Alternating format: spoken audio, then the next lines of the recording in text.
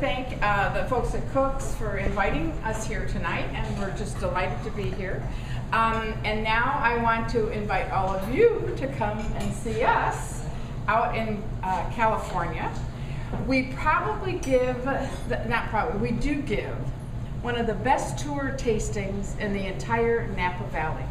Now, George Hendry, this is the man, his mom and dad came, and I want you all to be eating and drinking, and you're good with these wonderful little Gruyere, it has Gruyere cheese in it. It has, it'll be wonderful with this rosé. This rosé loves salty things and cheese. It's actually a wonderful wine for anything, but it is very, very suited for thick ham and prosciutto and salty cheeses, and just a wonderful holiday, and it's so festive and beautiful that you should all have a bottle of this around for the holidays. But George's mom and dad came to Napa in 1939 and bought 150 acres of prime Napa Valley property. And they were pretty smart when they did that. Now, George was just an infant at the time, and George's dad was a professor of agriculture at Berkeley. And his mom had gone to the Juilliard School of Music, and she taught music in a genteel little school for the children of professors. They met relatively late in life, married late in life, and had their 2 children relatively late in life. And Berkeley must have been a little edgy even back then, because they decided they didn't want to raise their children in Berkeley. They wanted to bring them up and raise them on a ranch. So they came up, bought the ranch, and to this day, George never calls this the vineyard. He calls this the ranch. Back then, Napa was not the monoculture that it is today. Remember, the wine industry had withstood 2 major assaults. Back in the late 1800s, the phylloxera came through the Napa Valley and the Sonoma Valley and wiped out all of the vineyards in Napa and Sonoma. Then they replanted some, and the next thing that came about was Prohibition. And that was another big setback. So Napa became more diversified. There was a big industry in the Napa Valley then was prunes. Prune orchards were big. Cattle was a big industry. And the ranch had a prune orchard, it had cattle grazing land, and it had a small vineyard. And life was just idyllic. For 5 years, George's dad went off to Berkeley, and mom was home raising the 2 little boys. And then George's father died of a heart attack when he was about 6. So there was Margaret on 150 acres with 2 little boys, and the Juilliard School of Music had not exactly prepared her to be a farmer. But she persevered.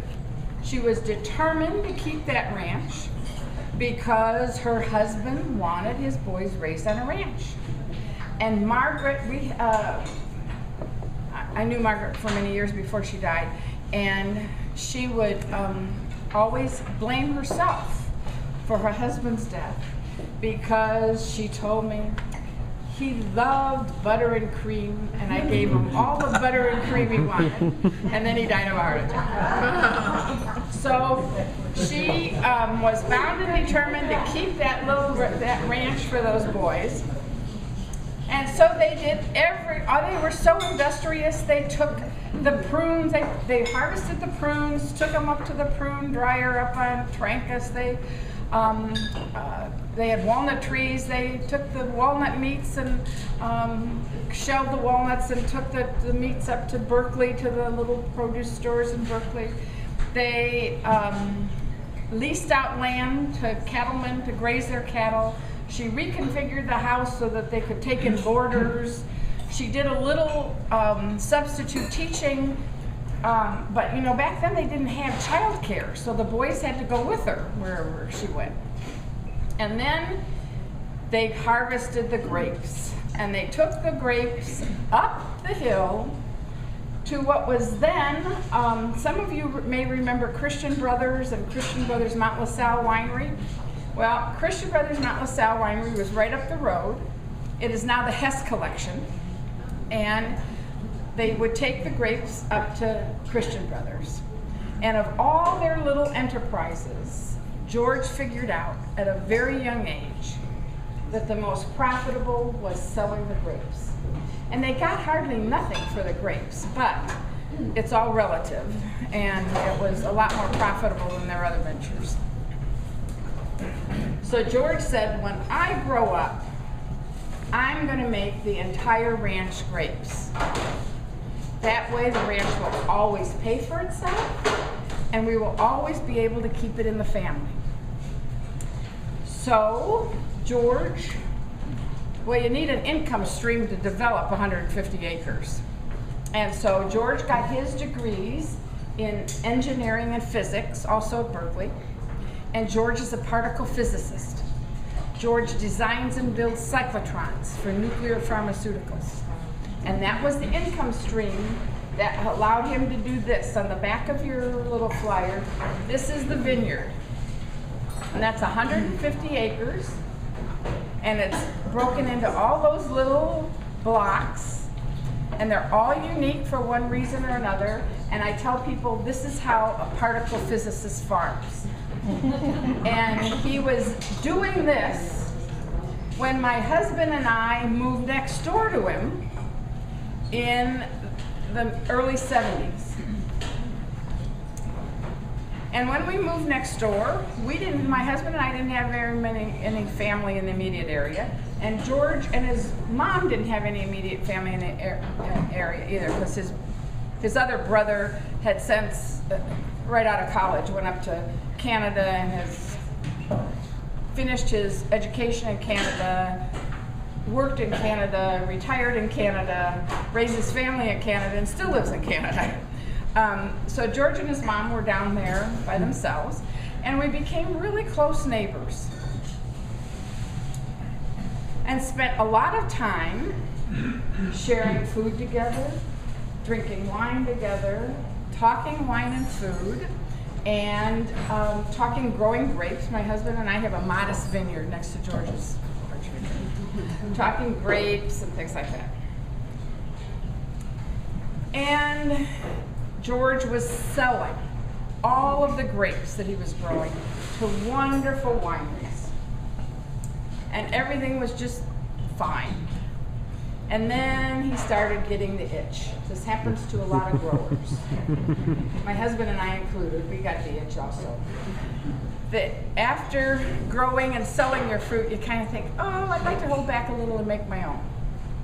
So George did this. And in the early 90s, he started holding back small amounts of fruit. And in 1995, I was retiring from my first career.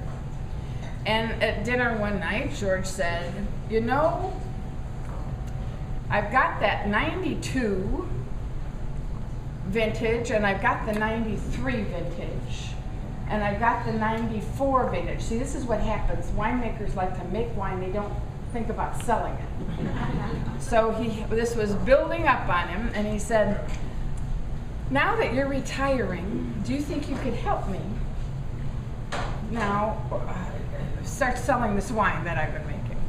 So I said, sure. That's going to be easy. He had 500 cases. I thought, it's a snap, 500 cases. So I got out there and I started selling 500 cases, and then all of a sudden it dawned on me that now there's a 93 vintage. And then there's going to be a 94 vintage, and George keeps holding back. And I thought, ooh, this is going to be pretty labor intensive. So I said, George, I don't think you can really afford me, so we're going to have to become business partners. So we became business partners in the winery part.